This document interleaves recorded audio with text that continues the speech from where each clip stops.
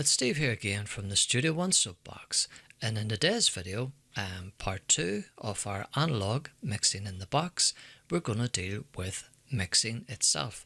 The mixing I'm going to split up into a couple of mini parts, but I'm going to deal with the main subject here and now. So firstly, let's do a recap. In part 1 we did our tracking stage, and to do the tracking we used all plugins. There was no outboard gear whatsoever, and we used virtual preamps was our first stage, such as API, Neve 73. Went from there into our dynamic section, which was EQs, maybe a little compression, again API we were sticking with.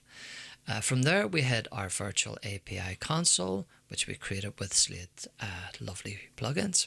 And finally we ended up on a 2-inch multi-track tape to mimic high analog tracking was done. And to some degree tracking is done the exact same way today. Although tape may or may not be used, it might just go straight into the DAW. So how can we mimic our multi-track 2-inch recording which we had on our virtual tape, and how can we bring that back into a console to now mix it? Well, the only way we can do that in the virtual realm to mimic how it worked is to stem everything out that we had tracked. So for instance, if this was the tracking stage, we go to Song, Export Stems, and here we choose our tracks, and everything we would just stem that out, save it into a folder on the desktop, and then we would open up our mixer. In this case, I've decided to try and mix it on a virtual SSL console. Why? I don't know, just for something a bit different. So how did we create this console? Well, first up, we decided to go with a Waves NLS plugin, with the spike setting being an SSL console. So our tape, or in this case our stems, mimicking coming from our multi-track tape, would hit the console first. Hence we have the NSL channel console emulation as our first plugin. Secondly, the old classic SSL strip from Waves as well. So just these two plugins being used to create an SSL console. Of course, on our master bus we have the bus version of the NLS, and of course we have the SSL compressor that would be on an SSL desk. So without further ado, let's listen to this song.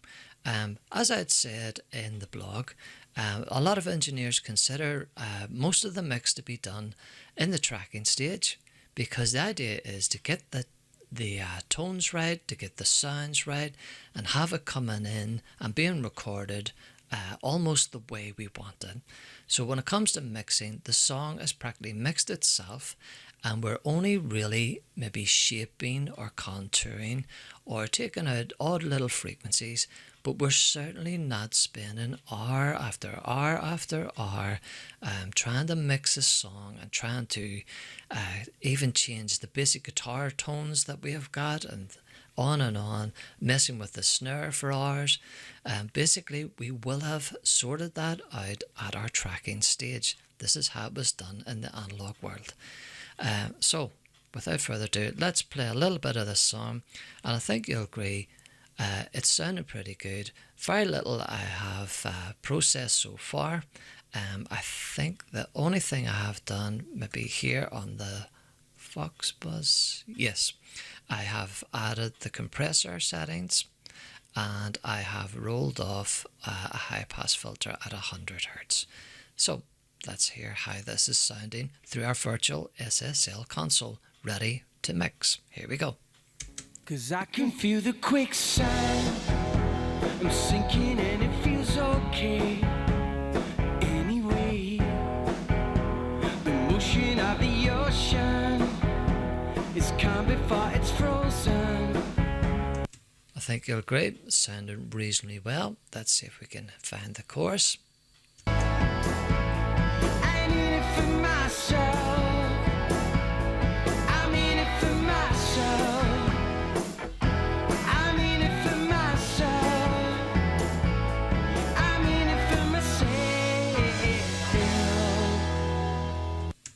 So seriously, you're listening to that. It does need a tiny bit of work, of course. A bit of EQ, I would say. Sounds a bit muddy, maybe. But overall, from our tracking stage, everything sounds reasonably good. And that's really what we're aiming for. When we've tracked and we're bringing it back in to mix it, it really should be almost there. And that's the idea I want to bring over. Also, I want to point out, very importantly, that things are pretty much stemmed out. So once things are recorded, all those are exported as stems. Usually they may be taken to another studio, or they're brought back to your home studio because you can't afford to spend all that extra time in the main studio. And you bring them into your DAW and you start processing them again, whether that be with plugins or you maybe have a bit of outboard gear at home studio. It is being processed again. So this is what a lot of home studio owners don't do, especially amateur ones. No offense to be given to anyone. We're all learning. We're all constantly learning. But you have to remember that this is a very important point, that you need to stem it out after you've recorded it. Go to, as I say, song, export stems, or go to tracks, or whatever DAW you're using. Export all the things you've just recorded, bring them back into your DAW, and then process them again and mix the song. Because this way you will have added processing twice, and that creates more like a professional recording and how things are done in the pro world, shall we say, whatever that is. So let me just show you how I've done this. So for our drums and in Studio One, I love to create folders. It's easy to keep things. So look, as you can see, look at how many drum tracks there is here. I have 3 kicks and I've created a bus for those. I have 2 snares, created a bus for those. Everything else is just going into this folder, which in effect becomes your drum bus. Handy. Again, if we go to guitars, as you can see, we have 2 guitars and then a 3rd guitar which comes in on the last chorus. Again, it's easy just to keep things nice and neat. Again, that becomes my guitar bus. So as you can see, I haven't loaded an LS or SSL channel across all these, but just put them on the bus to save some processing power. It still works really well. We have some backing vocals there, and we have a little intro, which is an a cappella intro in this wee song. That's basically it. As you can see, for our kick bus, I have used the SSL channel. Again, I love these old school EQs and compressors because you simply turn the knobs, move settings, you listen with your ears rather than watching with your eyes, as you some plugins show you lovely curves and different ways of showing you how the EQs affecting the audio. But really, you want to listen with your ears and your ears alone to make sure that what you're doing is actually good, or the things sound worse than when we started out. So with this, on the kicks, I've simply used the gate function on this plugin. Let me see if we can have a listen to that. Let's solo our kicks.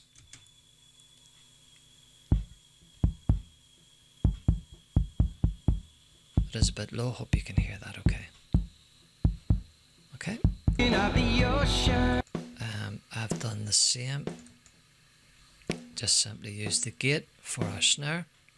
It's just to cut the bleed out of other drums, so that if I do any processing on this, say add a little compression or a little EQ, then we won't be adding like the room sounds and the overhead sounds as well, which would just create a total mess.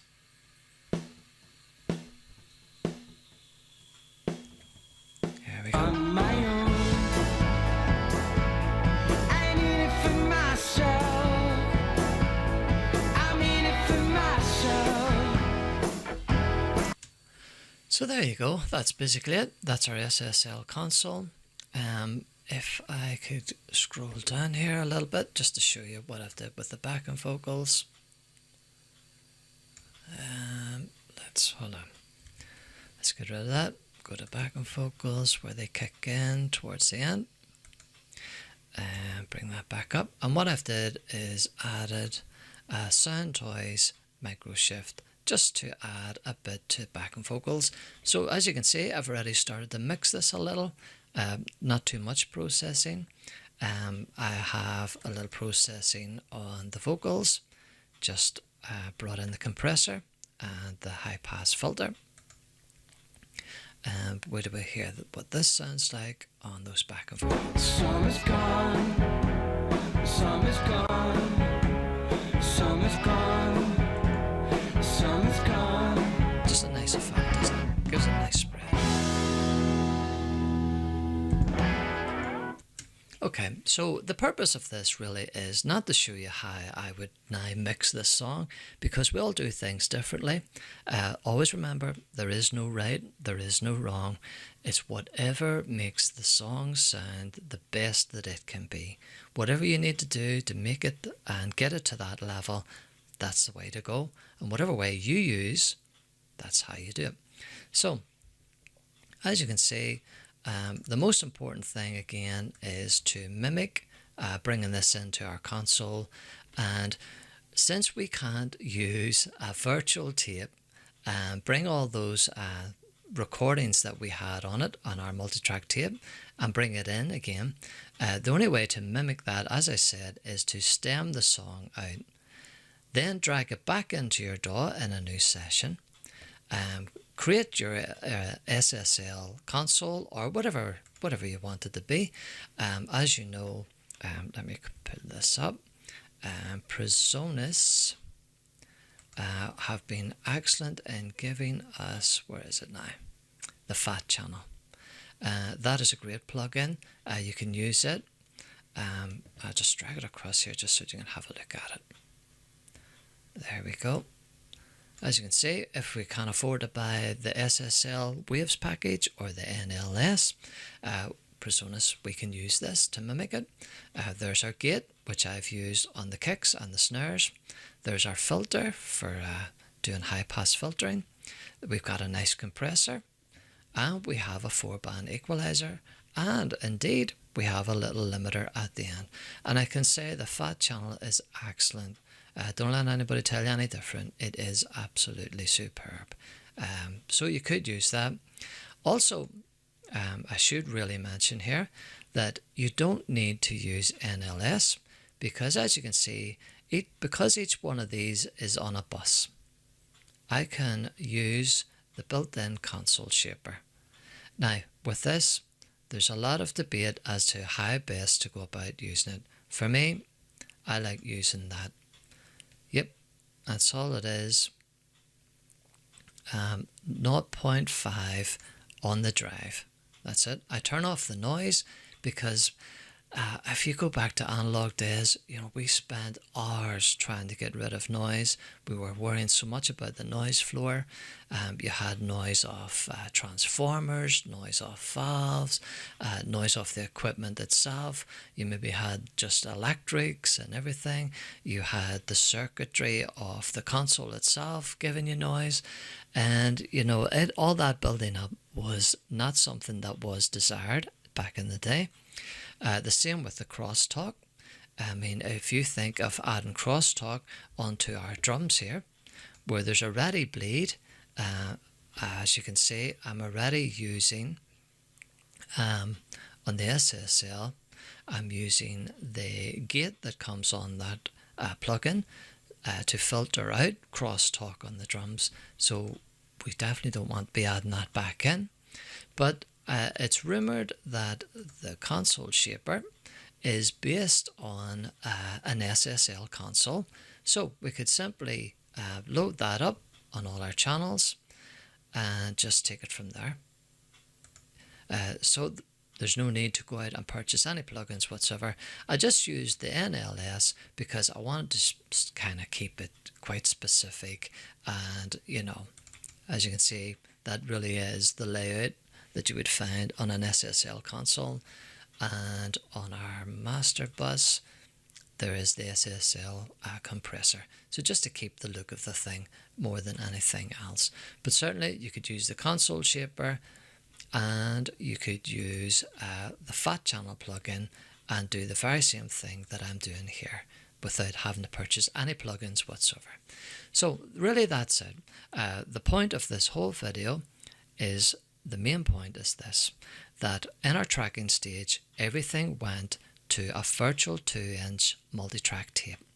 So to mimic that coming back into a console as it would in the real world, the only way to do that is to stem all those tracks that we'd recorded back out, open up a new session, drag all those files back in. Then you can create your console of choice if you want to go down this route. You don't have to. This is just the wee series that I decided to do, trying to use the DAW as a console and mimic the analog world. And so this would be part 2, where we're now going to start mixing it. And the thing I like about it is this, that with this channel strip, there's everything there that you need.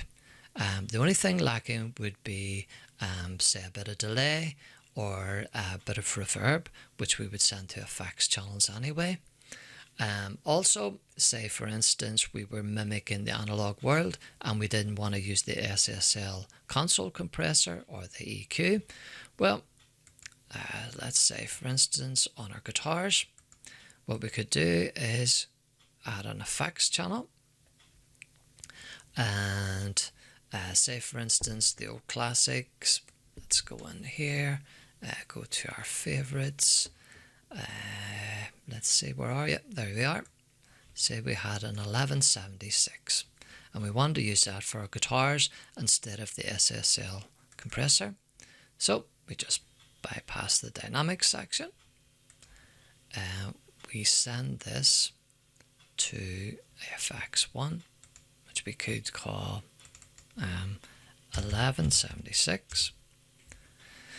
We wanted to pre-fader on that, and now what I can do is I can dial in guitars. Let's get a bit. Now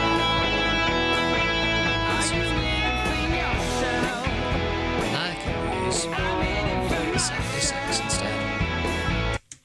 So that's how I would use it. As I told you before, I use the FX channels to mimic outboard gear. So this would be like sending this guitar bus out to an 1176, say sitting behind you in your rack, I wish, and then bringing it back in again. So what you can do is you can, obviously bring in as much of the 1176 as you want, or just take it off completely, whatever you want to do. Automate the thing, bring it in and out, whatever you want to do, that's how I would do it. So I hope that helps. I have waffled a bit too much possibly in this one. I apologise for that. But I just want to point out that the main thing is stem out everything after the tracking, drag it back into the DAW, and then we'll start mixing it again. And that way it gets the second processing that it gets in the real world. It's still done today. As I said, you would go to a studio, pay your money, record everything, get it recorded through all their lovely preamps, all their lovely equipment. Normally you would stem that out, you bring all that back home, and because you can't afford to, you start mixing that at home on your own computer. Maybe you have some nice outboard gear, maybe you don't, but the thing is, you're now effectively processing it all over again. And that's what is missing a lot of times, and what we miss out on when we're just recording at home, especially if we're recording ourselves. And really, you record it in, you never stem it out, and you just start whacking plugins on it all over the place and trying to mix it and hoping for the best, So anyway, spend most of your time at the tracking stage and get those sounds right, get the tones that you want, commit to it, and save yourself a lot of hassle. I think you will agree that this song almost sounds mixed already. Let me turn that sound off. 'Cause I can feel the quicksand. I'm sinking and it feels okay anyway. And if I go to our bus, and I will talk about why I've used this splitter in the next little video, turn on our virtual tape.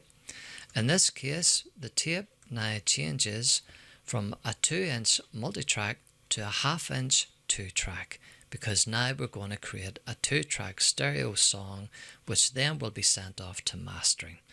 So let's see how it sounds.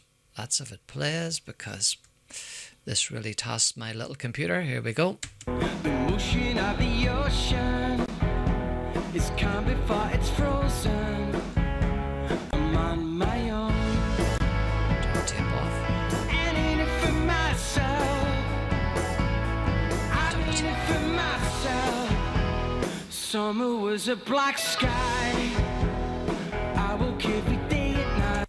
So that mimics our 2-inch multi-track tape coming into our SSL virtual console, and then going to our lovely 1/2-inch tape, which is a 2-track.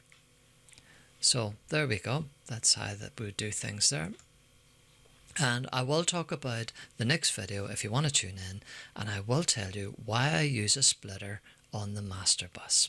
So thanks very much for joining me today. Sorry if I waffle too much, and I hope really that you understood what I was trying to mimic here, and how to create an SSL console and getting our tracking stage into a mixing stage, and then hopefully ending up with a nice 2-track at the end of it, which we will send off to our mastering engineer. Okay, so join me in the next video. Thanks for tuning in, and happy mixing. Thank you.